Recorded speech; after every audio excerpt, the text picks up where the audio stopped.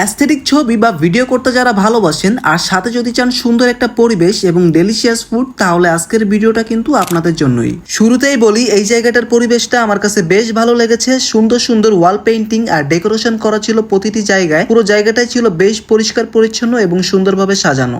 বিশেষ করে যে সকল আপুরা ছবি বা ভিডিও করতে ভালোবাসেন তাদের জন্য এই জায়গাটা কিন্তু বেশ সুন্দর।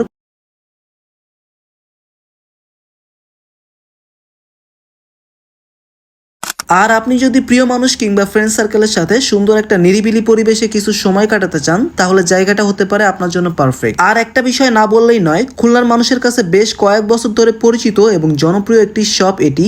হ্যাঁ, বলছি খুলনার শান্তিধাম মোড়ের ডলিস মোমোর কথা। এখানকার স্টাফদের ব্যবহারও বেশ ভালো ছিল, সব মিলিয়ে পরিবেশটা ছিল বেশ কমফোর্টেবল।